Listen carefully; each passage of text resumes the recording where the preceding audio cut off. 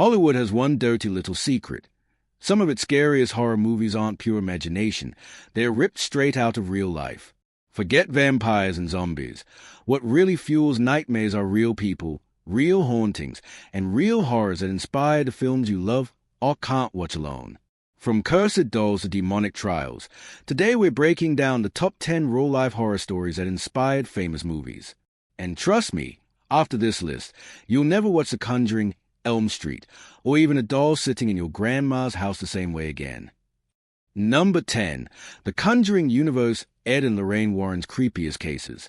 Before The Conjuring became a billion-dollar box office juggernaut, it was a life's work of one married couple, Ed and Lorraine Warren. Imagine your career description reading, professional ghost hunters. These two didn't just investigate creaky attics. They chased demons like it was their 9 to 5. Except instead of a cubicle, they had crucifixes, holy water, and an ever-growing museum of cursed objects that looks like the world's worst gift shop. The Perron Farmhouse, The Conjuring, 2013. The Perrons thought they were moving into a charming Rhode Island farmhouse in 1971. Instead, they basically unlocked a free trial of hell. Within weeks, the family reported doors slamming, objects flying, and an oppressive presence so heavy it made breathing feel like work. Carolyn Perron, the mom, said she woke up at night levitating, yes, levitating, before being slammed to the floor. Bruises covered her body, unexplained smells of rotten flesh filled the rooms, and one spirit allegedly tried to possess her. Ed and Lorraine stepped in like the paranormal Avengers. Lorraine, the clairvoyant, claimed the house was cursed by a witch named Bathsheba Sherman, who had sacrificed a child to the devil on the land. Think of that as the worst real estate clause ever. Charming 14-room home comes with fully furnished kitchen, spacious barn, and one eternal witch curse. Annabelle, the devil wears Raggedy Ann. If you thought Chucky was terrifying, wait till you meet his creepy cousin Annabelle. Unlike the porcelain Hollywood version, the real Annabelle is a Raggedy Ann doll. Yep, the cute red yarn hair toy you'd find in any kid's bedroom. But in the 1970s, two nurses reported that Annabelle wasn't just sitting pretty. The doll moved on its own. It left notes saying, "Help me." It tried strangling their friend at night. The Warrens investigated and concluded it wasn't just haunted, it was possessed. They locked it in a glass case at their occult museum with a big fat warning, "Positively do not open." Even creepier, in the 80s, a guy mocked Annabelle during a museum visit, daring her to do something. On his motorcycle ride home, he crashed and died instantly. That's one way to shut down a heckler. The Enfield Poltergeist, The Conjuring 2, 2016. Hop across the Atlantic to 1977 London, where two sisters, Janet and Margaret Hodgson, claimed their house was haunted by the ghost of a cranky old man. They reported furniture flipping, knocking sounds, and voices that weren't theirs. One voice in particular came out of 11-year-old Janet, sounding like a 70-year-old chain smoker yelling from a grave. Skeptics said, "It's just kids pranking." The Warrens said, "Nope, this is one of the most compelling cases we've ever seen." Hollywood, of course, said, "This is box office gold." The Devil Made Me Do It case, The Conjuring 3, 2021. And then there's the only known U.S. murder trial where demonic possession was used as a legal defense. In 1981, Arn Johnson stabbed his landlord to death. His defense? He wasn't in control. He'd been possessed after trying to defend a little boy during an exorcism. The Warrens backed this story, claiming a demon leapt from the child into Arn. The media ate it up. Headlines screamed about "The Devil Made Me Do It." The jury didn't buy it, though. Arn still got 20 years. But let's be real. If Satan's your co-defendant, you've already lost.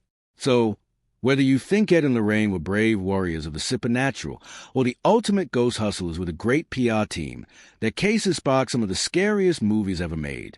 But here's the kicker. Annabelle the doll, she's still locked up in Connecticut right now. Staring, smiling, waiting. That's number 10, The Conjuring Universe. And if you think that was bad, wait till we talk about Freddy Krueger being based on people dying in their real-life dreams. Yeah, Story 9's going to mess with your sleep schedule. So, you think dreams are safe, right? A place where you can fly, eat pizza with dinosaurs, or have that weird one where your teeth fall out. But what if your dream wasn't just a dream? What if you never woke up? That's not just a Freddy Krueger script. That's real life. And it's terrifying. Number 9, A Nightmare on Elm Street, 1984. Wes Craven didn't just pull Freddy Krueger out of a striped sweater catalog. The idea for A Nightmare on Elm Street was born from a series of real deaths that baffled doctors and sent shivers through entire communities. The strange deaths in the 70s and 80s. Back in the late 1970s and early 1980s, young healthy men, mostly refugees from Southeast Asia, were dying mysteriously in their sleep. They weren't sick. They didn't have heart problems. They went to bed perfectly fine and never woke up. In the U.S., doctors labeled it Sudden Unexplained Nocturnal Death Syndrome, SUNDS. Imagine being told your cause of death is basically, we don't know, but it happened while you were dreaming. Comforting, right? These deaths weren't random. Communities from Laos, Cambodia, and Vietnam noticed it happening to men in their 20s and 30s, especially those who had recently fled war. Some cultures even whispered about it being caused by an evil spirit hunting them in their dreams. The case that sparked Freddy. One particular story stuck with Wes Craven. A young boy had horrific nightmares, telling his parents that something was after him. He refused to sleep for days. When he finally collapsed from exhaustion, his family thought he was safe. But in the middle of the night, they heard screams. By the time they reached him, the boy was dead. Beside his body was a cup of coffee he'd hidden in his room, his desperate attempt to stay awake. Craven later said, I'd never read a story where a person knew they were going to die in their sleep and did everything to avoid it, but still did. And just like that, Freddy Krueger was born. Freddy Krueger, the nightmare made flesh. Of course, Craven added some Hollywood spice, a disfigured child murderer with knives for fingers, a burnt face, and a bad sense of humor. But the core idea that you could be killed in your dreams, for real, wasn't fiction. Freddy isn't scary because he's a monster. He's scary because it's the monster you can't escape. You have to sleep. Eventually, your body demands it. And if your nightmare is waiting to kill you, that's checkmate. Real medical mystery. Even today, SUNDS remains a medical mystery. It's still most common in young men from Southeast Asian backgrounds. Some researchers tie it to genetic heart conditions. Others believe trauma and stress, especially from war and displacement, trigger it. But for families who lost loved ones, it wasn't science. It was a curse. Evil spirits, night demons, whatever it was unstoppable. So next time you crawl into bed thinking you're safe from the horrors outside your window, remember this. Freddy Krueger isn't just a character. He's a Hollywood mask for something that's been killing people in their sleep for decades. Sweet dreams, if you can get them. That's number 9, A Nightmare on Elm Street. But while Freddy haunts your sleep, the next story will haunt your house. And let me tell you, this one inspired one of the most iconic slashers of all time, using real human skin. If Freddy made you afraid of sleeping, this next guy will make you afraid of your neighbors. Because sometimes a monster isn't in your dreams. It's living down the street, mowing the lawn, waving politely, and secretly making furniture out of human skin. Welcome to the story of Ed Jane, the Butcher of Plainfield. Number 8, the Texas Chainsaw Massacre, 1974. Let's set the record straight. There was no actual massacre in Texas involving a chainsaw-wielding family. But the idea of Leatherface, the flesh mask-wearing maniac, was directly inspired by a real person, Ed Jane. And the truth? It's way more disturbing than fiction. Who was Ed Jane? Plainfield, Wisconsin. 1950s, a sleepy, small-town farming community where everyone knew everyone. And then there was Ed, quiet, awkward, and still living on the family farm long after his mother died. By all appearances, Ed was just a reclusive bachelor. But behind closed doors, Ed was building something unspeakable. And by something, I mean furniture, masks, and clothing made from real human remains. The discovery, 1957. It all unraveled when a local woman, Bernice Worden, went missing. Police searched Jane's farmhouse, and what they found turned stomachs for decades. Inside were bowls made from skulls, chairs upholstered with human skin, a belt crafted from nipples, a lampshade stitched from human faces. And in the shed, Bernice Worden's body, decapitated and hung upside down like a deer carcass. No wonder Hollywood said, "Yep, this is our villain blueprint." The leather mask legacy. Jane admitted he'd been robbing graves for years, digging up corpses and taking parts back home. His goal? To create a woman's suit out of skin so he could literally become his mother, who he was disturbingly obsessed with. This obsession birthed Leatherface in the Texas Chainsaw Massacre, a killer who has masks stitched from victims' flesh. But Jane's story didn't stop there. Other movies he inspired. Ed Gein was basically the horror genre's grim fairy godfather. Psycho, 1960. Norman Bates and his twisted mother fixation? Yep, that's Gein. The Silence of the Lambs, 1991. Buffalo Bill and his skin suit sewing hobby? Also Gein. Texas Chainsaw Massacre, 1974. Leatherface and his grotesque mask collection? You guessed it, Gein. 3 legendary horror films, all thanks to one man with the creepiest arts and crafts hobby in history. Small town shock. What's even scarier? Gein wasn't a rampaging serial killer like the movies suggest. He only confessed to 2 murders. Most of his supplies came from grave robbing. But his crimes shocked the wholesome American heartland so badly that the myth of Gein grew bigger than the man himself. And honestly, that myth is even scarier, because it means any quiet, strange neighbor could be hiding the unimaginable. So, while Leatherface never roared through Texas with a chainsaw, the horror he represents was all too real, stitched together from Ed Gein's nightmarish legacy. And if you think that's disturbing, wait until you hear about the sweet little girl whose tragic possession inspired The Exorcist. Spoiler, the pea soup wasn't the scariest part. Some horror movies make you jump. Others make you afraid to turn off the lights. But The Exorcist, that one makes you afraid of your own body. Because what's scarier than the idea of something evil crawling inside you and taking over? And the worst part, this wasn't just fiction. The story that inspired it is real, and it's just as disturbing as a movie that had people fainting in theaters. Number 7, The Exorcist, 1973. When The Exorcist hit theaters in 1973, it was chaos. People fainted. Some puked. One guy literally sued the filmmakers for psychological trauma. But before the pea soup, the spinning heads, and the chilling line, "The power of Christ compels you," there was a real child whose case of possession shook the Catholic Church. The boy known as Roland Doe.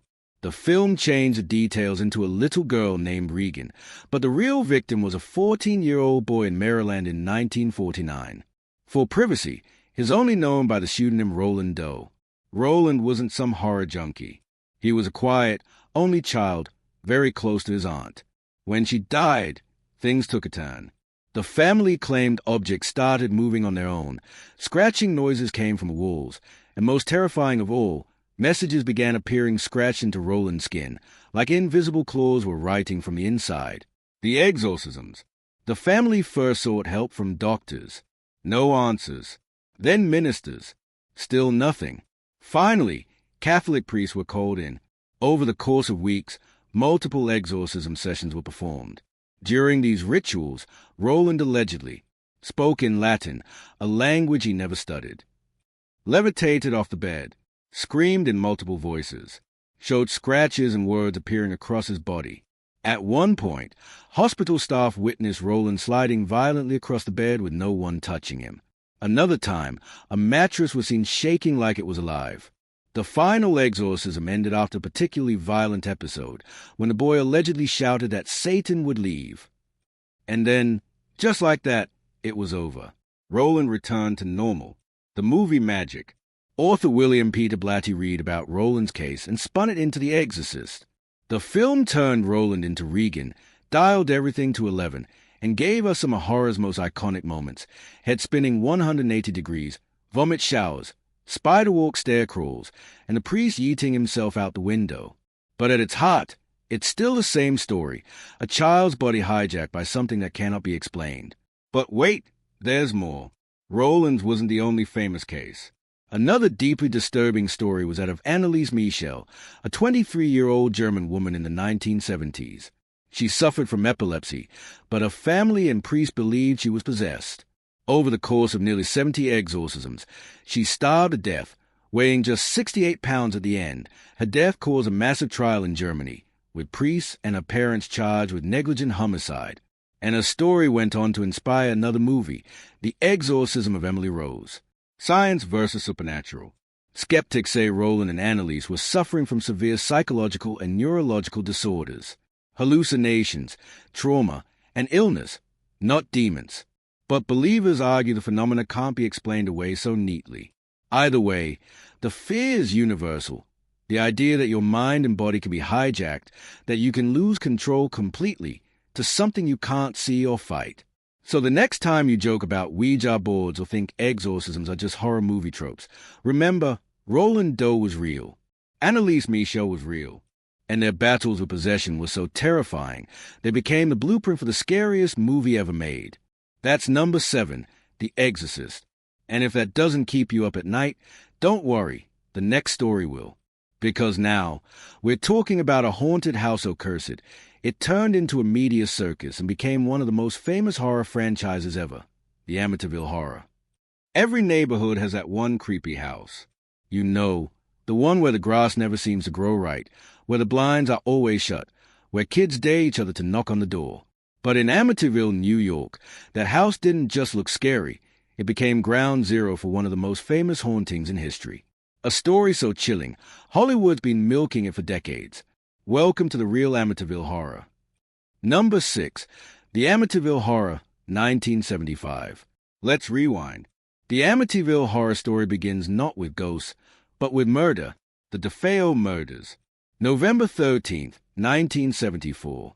Ronald Butch DeFeo Jr., 23 years old, picked up a rifle and murdered his entire family, his parents and 4 siblings, while they slept in their beds.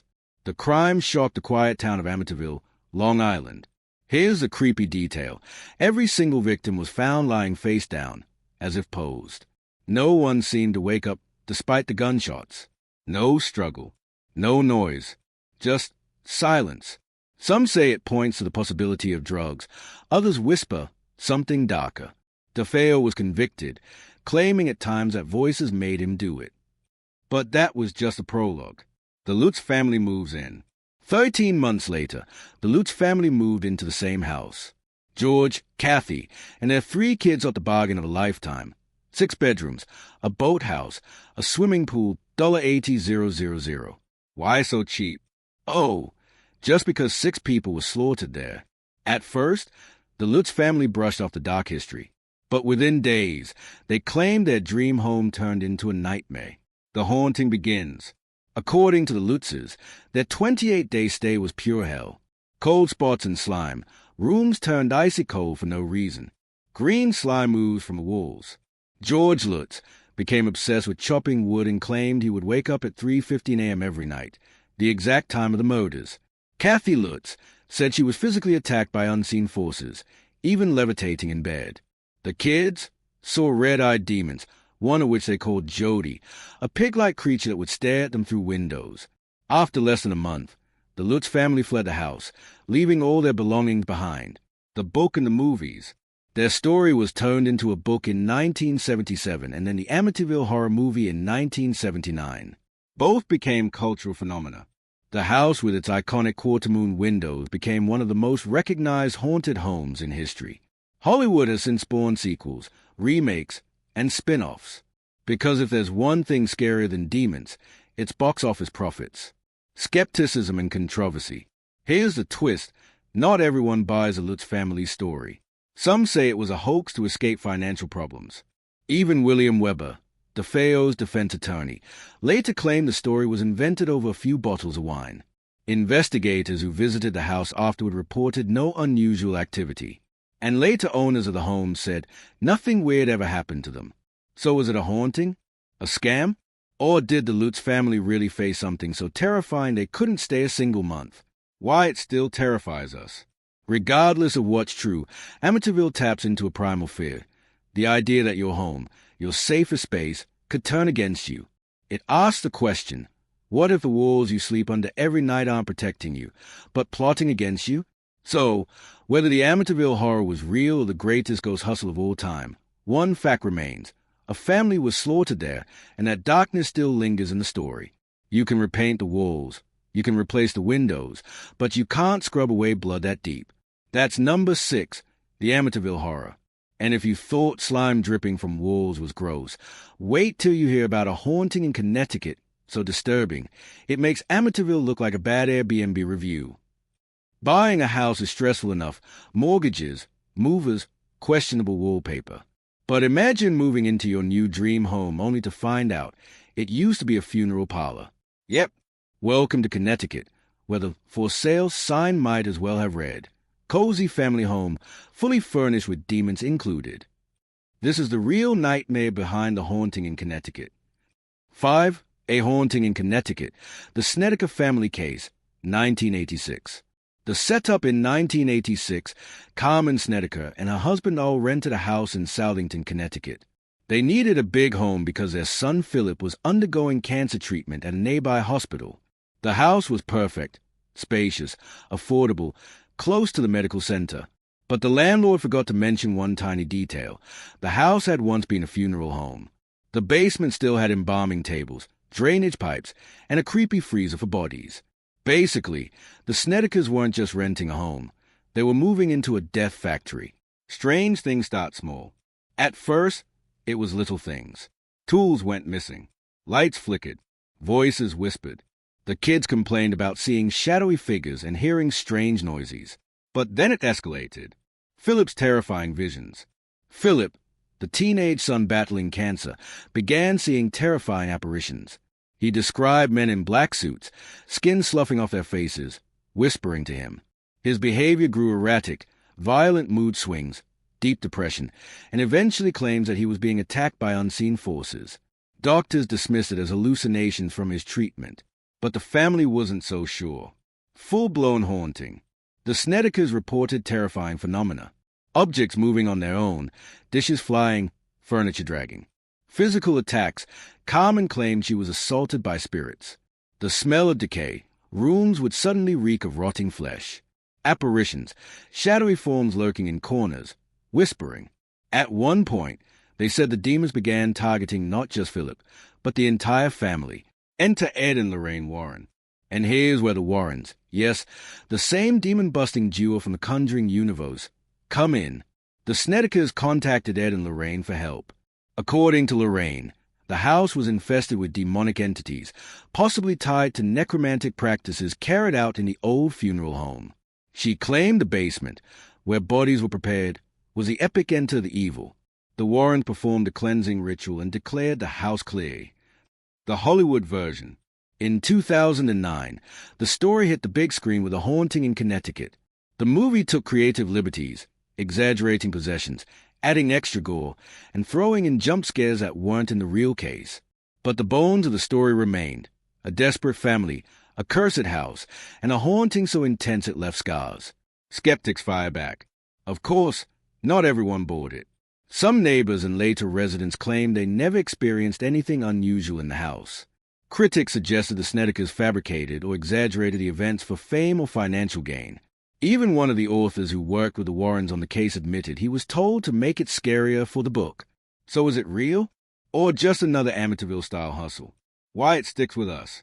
Whether you believe in demons or not, there's something universally terrifying about the idea.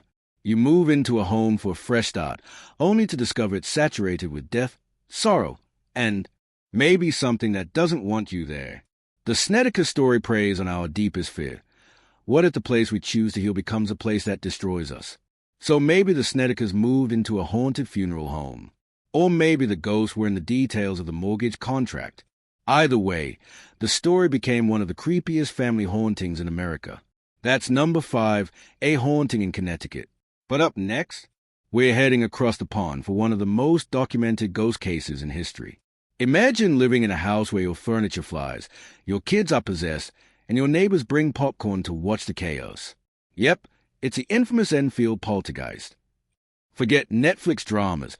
Back in the late 70s, the whole neighborhood of Enfield, London had front row seats to a ghost show so bizarre, even police officers signed witness reports. This isn't your average bump in the night story. This is the Enfield Poltergeist, the real nightmare behind Conjuring 2. Number 4. The Enfield Poltergeist, 1977 to 1979. The family, the Hodgson family, Single mother Peggy and her 4 kids lived in a modest council house in Enfield, North London. Life was already tough, but things got truly unlivable in August 1977 when strange noises started echoing through the house. At first, Peggy thought the kids were pranking her, until she saw a chest of drawers slide across the floor. By itself, things escalate quickly. From there, chaos reigned. Knocking sounds, walls wrapped in sequences, answering questions. Furniture levitated, chairs tipped over, beds shook violently. Objects flew, Legos and marbles shot across rooms at high speeds, cold spots, sudden icy air chilled the house. No heater could fix it. And the most terrifying part? Most of it centered around 11-year-old Janet. Janet Hodgson, the poltergeist target. Janet seemed to be at the center of it all. Witnesses claimed they saw her levitate, get thrown across the room, and even speak in a deep, guttural voice that definitely didn't belong to an 11-year-old girl. The voice claimed to be Bill Wilkins, a man who had died in the house years earlier. Recordings captured Janet speaking in this demonic tone for hours, without straining her vocal cords, a feat speech therapist said should have been impossible. The investigators arrive. The Society for Psychical Research, SPR, sent investigators Maurice Gross and Guy Leon Playfair. They camped out in the house, documenting hundreds of incidents. Even local police officers visited and reported seeing a chair slide across the room with no explanation. At one point, journalists and neighbors would gather outside the house just to catch a glimpse of the chaos inside. It was basically the world's first live-action ghost reality show. The Warrens make a cameo. Hollywood, The Conjuring 2 puts Ed and Lorraine Warren front and center in the case. In reality, their involvement was way smaller. They briefly visited but weren't key players. Most of the heavy lifting was done by Gross and Playfair. Still, Lorraine later said she believed the haunting was authentic and that something truly sinister was at play. Skeptics weigh in. Of course, not everyone was convinced. Skeptics argued some incidents were faked by Janet and her siblings for attention. The Bill Wilkins voice was Janet using ventriloquism. Photos of Janet levitating might have just been her jumping off the bed. Even Playfair admitted the kids sometimes staged activity. But he insisted too many witnesses, including cops, neighbors, and journalists, saw things that couldn't be explained away. Hollywood spin. When The Conjuring 2 hit theaters in 2016, it took the real case and supercharged it. Demonic nuns, crucifixes twisting, Ed Warren rocking out on a guitar. Okay, that part was oddly wholesome. The movie blurred fact with fiction, but at its core was the Enfield case, a haunting that captivated Britain and still divides believers and skeptics today. Why it still haunts us. The Enfield Poltergeist story hits differently because it wasn't just whispered about in dark corners, it was public. Neighbors, cops, reporters, paranormal investigators, they all saw something. And whether Janet was a master prankster or a vessel for something darker, one thing's clear. This wasn't just an ordinary haunting. So was Janet Hodgson just a mischievous kid pulling pranks that went too far? Or was she really being tossed around by something straight out of hell? The Enfield Poltergeist remains one of the most famous and most argued about hauntings in history. That's number 4, the Enfield Poltergeist. But we're not done yet. Next up, we're leaving London and heading straight into your night maze, literally. Because the next case is the real-life story behind A Nightmare on Elm Street. And trust me, you'll never look at sleep the same way again. What if I told you Freddy Krueger didn't come from Hollywood's imagination, but from actual deaths? People, healthy, young, terrified, died in their sleep after warning, if I sleep, I'll never wake up. And then they didn't. Number 3, Nightmare on Elm Street, 1984. The Real Deaths in Sleep. The Legend of Freddy. Wes Craven's A Nightmare on Elm Street gave us one of the most terrifying villains in horror history. Freddy Krueger, a burned child killer who haunted the dreams of teenagers and killed them in their sleep. It was bold, surreal, and unforgettable. But what most fans don't realize, Freddy's origin wasn't random. Wes Craven was inspired by a chilling series of deaths that really happened. The mysterious deaths. In the late 1970s and early 1980s, reports surfaced of young, healthy Southeast Asian refugees, mostly from Laos, Cambodia, and Vietnam, dying in their sleep. They were perfectly fine the day before. No illness, no warning signs. But they died suddenly in the middle of the night, often after screaming or thrashing in terror. Doctors were baffled. Autopsies revealed no cause of death. These weren't old or sick people. Many were in their 20s and 30s. The phenomenon was so frequent that it owned a name: sudden unexplained nocturnal death syndrome, SUNDS. The terrifying case that stuck with Wes Craven. One case in particular burned itself into Wes Craven's mind. A young boy, a refugee from Cambodia, had terrible nightmares for days.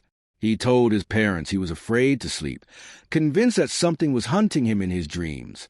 They tried to reassure him, but after days of exhaustion, he finally fell asleep. That night, he screamed violently in his sleep. By the time his parents reached him, he was dead. And here's a chilling detail. They found a coffee pot hidden in his room, along with a stash of sleeping pills he refused to take. This kid was literally trying to stay awake because he believed his nightmares would kill him. Sound familiar? That case became the direct seed for Freddy Krueger's world. Science tries to explain. Doctors labeled it SUNDS, sudden unexplained nocturnal death syndrome. Later, researchers linked it to a genetic heart condition called Brugada syndrome, which can trigger fatal arrhythmias during sleep. But for many of the families, the medical explanation didn't feel complete. They believed something darker was at work. The cultural belief. Among the Hong people, an ethnic group from Southeast Asia, there's a folkloric figure called a Dab Sog. It's a vengeful spirit that attacks victims in their sleep, sitting on their chest and suffocating them. This belief aligned disturbingly well with the nightmare survivors described before dying. To them, it wasn't random heart failure. It was spiritual attack. Wes Craven's inspiration. Wes Craven read about these mysterious deaths in a 1981 LA Times article. The chilling detail of the boy who died after refusing to sleep haunted him. That's when he thought, what if there was a killer you couldn't escape, because he lived in your dreams? And thus, Freddy Krueger was born, a fusion of real nightmare folklore, unexplained deaths, and the terrifying idea that sleep, our most vulnerable state, could become a death trap. Hollywood spin. In A Nightmare on Elm Street, Craven turned a real-life horror into a supernatural slasher flick. Freddy wasn't just a dream demon. He was a relentless figure you couldn't fight by locking your doors. He'd wait for you where you couldn't run, inside your own head. The film became a cult classic, spawning sequels, spin-offs, and nightmares for generations. But beneath the popcorn scares is a real medical mystery and a tragic history of refugees who fled war only to face death in their sleep. Why it still haunts us. Unlike other cases on this list, this horror isn't about ghosts or demons. It's about the terrifying fragility of human life. To this day, SUNDS still occurs, mostly among young men of Southeast Asian descent. There's no Freddy with claws, but the fear of dying in your sleep, without warning, is very real. So next time you rewatch Freddy cracking jokes with his razor glove, remember, he didn't crawl out of a Hollywood dream factory. He crawled out of the obituary pages. That's number 3, the nightmare that inspired Elm Street. But don't get too comfortable, because the next story, it isn't hiding in your sleep, it's right in your house. Our number 2 is a true story of a haunted murder mansion that became one of the most famous horror movies of all time, the Amityville Horror. Imagine moving into your dream home, only to discover it came with screaming voices, phantom smells, and blood oozing from the walls. Oh, and by the way, 6 people were murdered inside just 1 year before you moved in. Welcome to the Amityville Horror. 2. The Amityville Horror, 1979. The murder house that became a haunting. The real murders. Before ghosts, before demons, before Hollywood, Amityville was already a nightmare. On November 13, 1974, Ronald DeFeo Jr. walked through his family's 3-story Dutch colonial house at 112 Ocean Avenue in Amityville, New York, with a rifle. He shot and killed his parents, Ronald Sr. and Louise, his 2 younger sisters, Dawn and Alice, and his 2 younger brothers, Mark and John. All of them were found face down in their beds. The weirdest part? No one in the neighborhood reported hearing gunshots. And none of the victims showed signs of waking up, struggling, or trying to escape. 6 murders. 1 house. A crime scene already dripping with nightmare fuel. The Lutz family moves in. Just a year later, in December 1975, George and Kathy Lutz moved into the same house with their 3 kids. They bought it cheap, because who doesn't love a good murder discount? But within days, they claimed their dream house turned into a living hell. Here's what they reported. Cold spots that wouldn't go away even with fires burning. Swarming flies in the middle of winter. A green slime-like ooze seeping from the walls and keyholes. Strange foul odors they couldn't trace. George waking up at 3:15 a.m. every night, the same time DeFeo committed the murders. Their daughter befriending a pig-like demon named Jody with glowing red eyes. And perhaps most terrifying, the family said they could feel the house hating them. The 28 days of terror. The Lutz family lasted just 28 days in the house. They fled in January 1976, leaving all their belongings behind. Furniture, clothes, toys, everything. They never went back. The story exploded in the media, a house where murders happened, followed by a family tormented by supernatural forces. Paranormal investigators, reporters, and thrill-seekers swarmed the house. And guess who showed up? Ghost Ed and Lorraine Warren. Yep, the same Warrens from the Conjuring Universe. The Warrens' investigation. The Warrens claimed the Amityville house was infested with a dark, demonic presence. During one investigation, a photo was taken that allegedly shows the ghost of one of the murdered DeFeo boys peeking from a doorway. Google it. You'll either laugh or never sleep again. To the Warrens, Amityville was no hoax. It was a house marked by pure evil. The book and the movie. In 1977, J. Anson published the Amityville Horror, a book based on the Lutz's account. It was marketed as a true story. Hollywood pounced. In 1979, the Amityville Horror movie hit theaters, spawning sequels, remakes, and becoming one of the most recognizable haunted house stories in pop culture. The skeptic side. But not everyone buys the story. Investigators pointed out contradictions in the Lutz's accounts. No physical evidence of slime, odors, or demonic damage was ever found. Some suggest the Lutz's made up the haunting as a way to get out of financial trouble. Even DeFeo's lawyer, William Weber, later claimed he brainstormed the haunting with the Lutz's over many bottles of wine. So, was it a genuine haunting? Or the greatest paranormal PR stunt of all time? The house today. The house at 112 Ocean Avenue still exists, but the infamous quarter-moon windows were remodeled to make it less recognizable. New families have lived there since. No new reports of slime or demons. Just curious tourists driving by to take selfies. Why it still chills us. The Amityville Horror lingers in our culture because it combines the ultimate nightmare ingredients. A real murder spree. A family claiming supernatural torment. Paranormal investigators adding credibility. Hollywood cementing it in legend.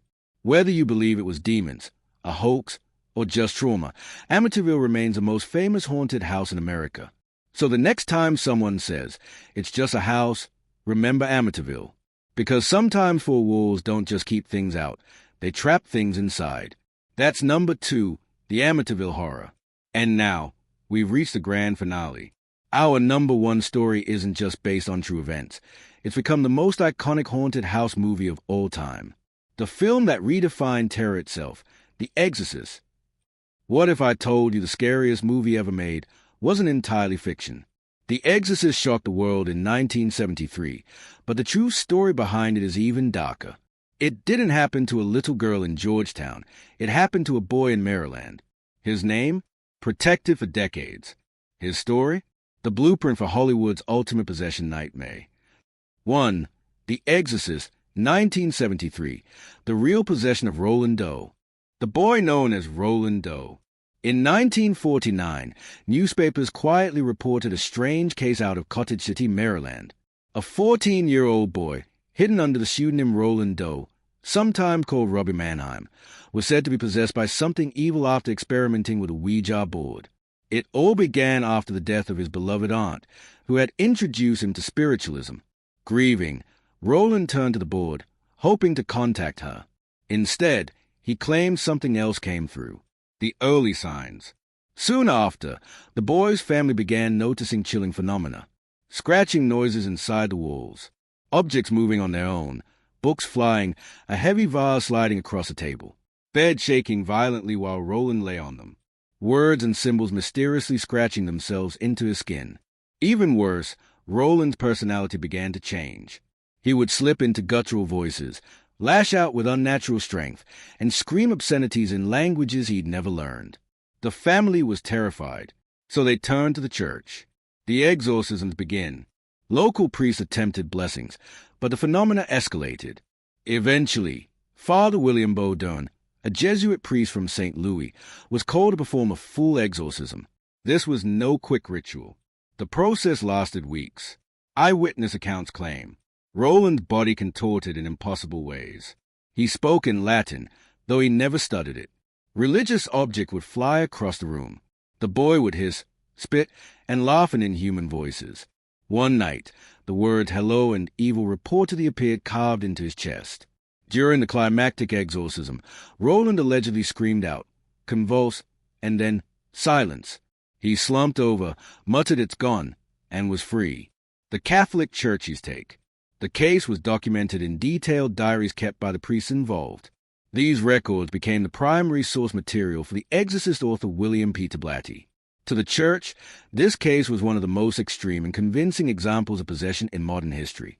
From Roland to Regan, the movie, Blatty adapted the real case into his 1971 novel The Exorcist, shifting the possessed boy into a 12-year-old girl named Regan. When the movie hit theaters in 1973, it became an instant cultural earthquake. Audiences fainted, vomited, and ran from theaters. Religious groups called it blasphemous. Some theaters even handed out bath bags. The film was banned in several countries, but it also became one of the highest-grossing horror films ever made. The real Roland's fate. So, what happened to Roland Doe? After the exorcism, he reportedly went on to live a normal life. He grew up, took a job, married, and avoided the spotlight entirely. His real identity has been protected, though researchers claim to have uncovered his name. Unlike the movie, there were no head spins, no pea soup, and no levitating beds. But the documented phenomena remain among the most chilling possession records ever kept. The skeptic's view. Not everyone is convinced. Skeptics argue Roland's behavior could have been psychological, perhaps schizophrenia, epilepsy, or attention-seeking amplified by grief. Others suggest the priest's diaries exaggerated events or misinterpreted natural phenomena. Still, even hardened skeptics admit, some of the eyewitness accounts don't have easy explanations. Why it still terrifies us. The Exorcist remains terrifying not because of special effects, but because we know it might be true. Unlike ghost stories or urban legends, the case of Roland Doe is deeply documented, investigated, and still debated today. And that uncertainty, was it mental illness or was it the devil, is scarier than any Hollywood jump scare. And that brings us to the end. 10 horror movies you thought were fiction, but are rooted in true nightmares. From possessed dolls and dancing plagues to the boy who inspired The Exorcist. So the next time someone says, it's just a movie, you can tell them, sometimes the credits roll, and that's a wrap on today's nightmare. If you survived this far, you're officially one of us. Welcome to the dark side. But don't just lurk in the shadows. Hit subscribe right now, or else Annabelle might just crawl out of a glass case tonight to come find you. Go on, I dare you, click it. Join the family, because around here, the horror never ends.